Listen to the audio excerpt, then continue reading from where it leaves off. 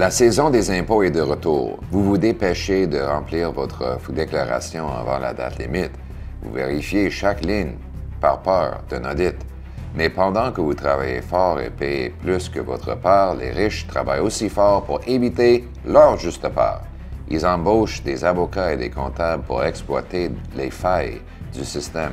Ils vont même jusqu'à transférer leur argent à l'étranger pour échapper à l'impôt. L'un d'entre eux est le premier ministre. Mark Carney a caché l'argent de son entreprise dans un bureau situé au-dessus d'un magasin de vélos aux Bermudes pour éviter les impôts canadiens.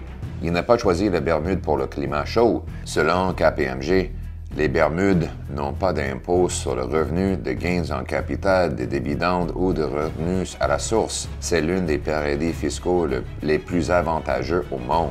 Alors que Carney conseillait Justin Trudeau d'augmenter vos impôts et taxes, il s'assurait que ses propres fonds étaient cachés à l'étranger. Vous ne pouvez pas éviter de payer vos impôts et les grandes entreprises ne devraient pas pouvoir le faire non plus. Quand je vais être premier ministre, je vais lutter contre les fraudeurs fiscaux. Voici comment. Premièrement, j'ai déjà annoncé que je vais créer un groupe de travail qui va réécrire les règles de taxes et d'impôts pour les rendre plus justes, plus simples et plus faciles à administrer.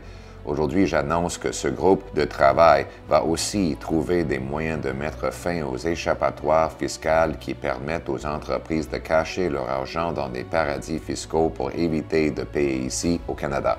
Fini les accords spéciaux pour les privilégiés. Deuxièmement, je vais réaffecter les ressources de l'Agence du revenu pour lutter contre les paradis fiscaux.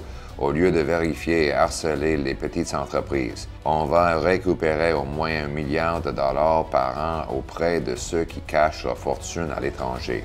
Troisièmement, on va publiquement dénoncer les riches multinationaux qui échappent à l'impôt et refusent de payer leur part. Quatrièmement, on va élargir le programme des dénonciateurs de l'inobservation fiscale à l'étranger. On va faire ça en offrant jusqu'à 20% des fonds récupérés à ceux qui dénoncent des stratagèmes fiscaux illégaux. Les conservateurs vont mettre fin à la politique des deux poids, deux mesures.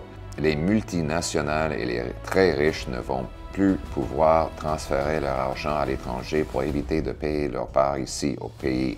On va cibler des fraudeurs fiscaux, dévoiler leur fortune à l'étranger et ramener l'argent au Canada. On va le faire pour pouvoir couper les impôts et les taxes des gens comme vous, parce que vous travaillez trop fort pour laisser les autres ne rien payer. On va couper les taxes et les impôts sur le travail, l'investissement, l'énergie et la construction de maisons. On va réduire l'impôt sur le revenu de 15% pour les Canadiens de la classe ouvrière et les aînés. On va supprimer la taxe de vente sur les nouvelles maisons pour que vous puissiez vous en acheter une. On va couper les taxes sur l'énergie, y compris en éliminant la taxe carbone en entier. On va vous permettre de réinvestir vos gains en capital sans impôt quand vous réinvestissez ici au Canada. On doit faire de ce pays un endroit où travailler fort garantit un bon chèque de paie, une belle maison dans un quartier sécuritaire sur notre fier drapeau. Le Canada d'abord, ramenant le gros bon sens chez nous.